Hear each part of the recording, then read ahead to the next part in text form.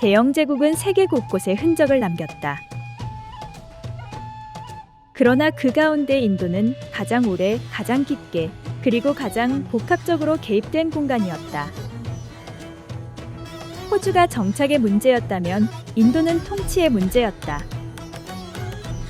영국은 이미 존재하던 사회 위에 새로운 질서를 더 씌웠다.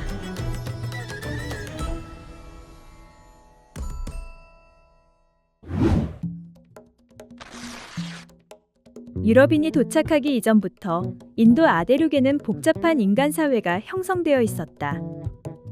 고대 도시 문명에서부터 중세 이슬람 왕조 그리고 무굴 제국에 이르기까지 이 지역은 오랜 시간 정치 권력과 상업 네트워크가 교차하는 공간이었다. 도시는 존재했고 문자와 법률, 조세 체계도 이미 작동하고 있었다. 18세기 초 영국이 인도에 처음 발을 디뎠을 때 목적은 통치가 아니었다. 당시 영국의 주체는 국가가 아니라 상인이었다. 동인도 회사 1600년에 설립된 민간 회사 동인도 회사는 향신료와 직물을 거래하기 위해 인도 연안에 거점을 세운다. 처음에 영국인은 지배자가 아니라 협상자였다. 이 시기 인도는 하나의 단일 국가가 아니었다. 무굴 제국의 권위는 약화되고 있었고 각 지역의 군벌과 왕조가 분산된 권력을 행사하고 있었다.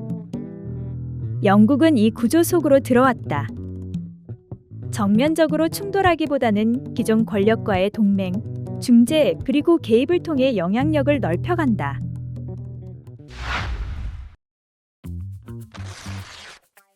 (1757년) 플라시 전투는 전환점이 된다. 인도에서 가장 부유한 지역 중 하나였던 벵골에서 직물 무역으로 막대한 이익을 얻던 영국 동인도 회사의 영향력이 커졌다. 세금과 무역 특권, 요새 건설을 둘러싼 갈등이 현지 통치자인 벵골 나와부와 누적되기 시작했다.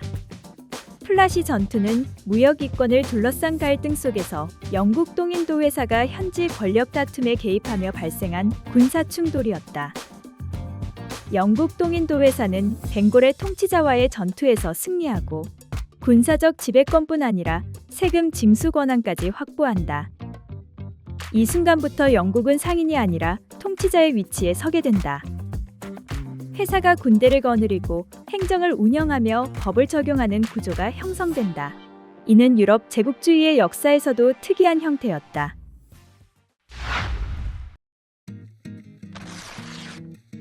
영국은 인도를 하나의 공동체로 통합하기보다 종교와 카스트, 지역을 기준으로 나누고 문서화함으로써 사회를 관리 가능한 행정 단위로 바꿨다. 마을 공동체 단위로 관리하는 전통적인 토지 소유 방식은 세금 징수를 중심으로 재편되었다. 원래 인도에서 카스트는 지역마다 다르게 해석되고 직업, 관습 중심의 유동적인 구조였으나 영국은 인구조사를 하면서 서열화된 목록으로 정리했다. 그리고 힌두교, 이슬람, 시크교, 기타 소수 종교 등 종교별로 다르게 법을 적용하고 정치의 기준으로 사용했다. 또한 행정 편의를 위해 언어, 지리, 식민 행정 구역을 기준으로 국경을 긋고 관리했다. 이 변화들은 단순한 행정 개편이 아니라 사회의 작동 방식을 바꾸는 일이었다.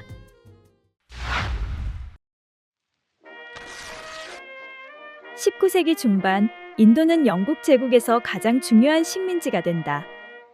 원료는 인도에서 생산되었고 완제품은 영국에서 제조되었다. 면화, 차, 아편. 인도는 세계 시장에 편입되었지만 그 구조는 평등하지 않았다.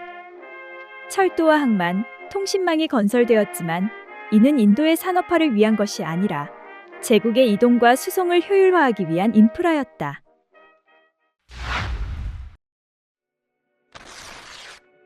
(1857년) 대규모 봉기가 발생한다. 영국 기록에서는 세포위 항쟁이라 불리고 인도에서는 제1차 독립전쟁으로 기억되는 사건이다. 인도인들은 영국의 통치가 더 이상 외부의 개입이 아니라 일상의 질서를 위협하는 존재로 인식되기 시작한다. 이 사건 이후 영국은 방향을 바꾼다. 동인도 회사는 해체되고 인도는 영국 왕실의 직접 통치 아래 들어간다. 총독을 통한 중앙집권적 행정이 강화되고 통제와 질서를 중시하는 식민 통치가 본격화된다. 동시에 영국은 인도 엘리트 계층을 양성한다. 영어 교육을 받은 관료, 법률가, 지식인들이 등장한다. 이들은 식민 통치의 도구였지만 훗날 저항의 주체가 되기도 한다.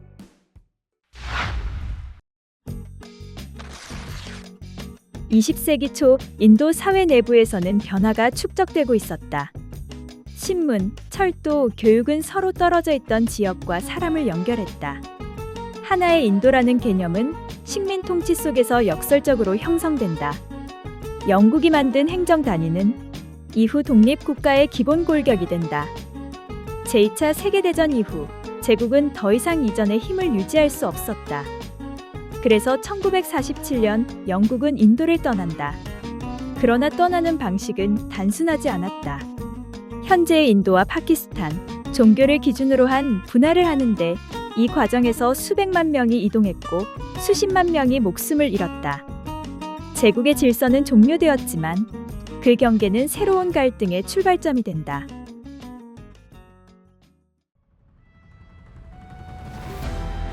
오늘날 인도는 세계 최대 규모의 민주주의 국가다. 영국이 남긴 제도, 법률, 행정구조는 여전히 작동하고 있다. 의회제도, 사법체계, 공용어로서의 영어. 그러나 그것은 단순한 유산이 아니라 식민 경험 위에서 재해석된 결과다. 대영 제국은 기존의 인도 세계에 개입했고 그 개입은 사회의 구조를 바꿨다. 인도는 비어있지 않았고 그래서 호주와는 전혀 다른 방식으로 제국의 일부가 되었다. 같은 제국 아래에서 호주는 정착되었고 인도는 재편되었다. 그리고 이 차이는 오늘날까지도 각 국가의 모습 속에 남아있다.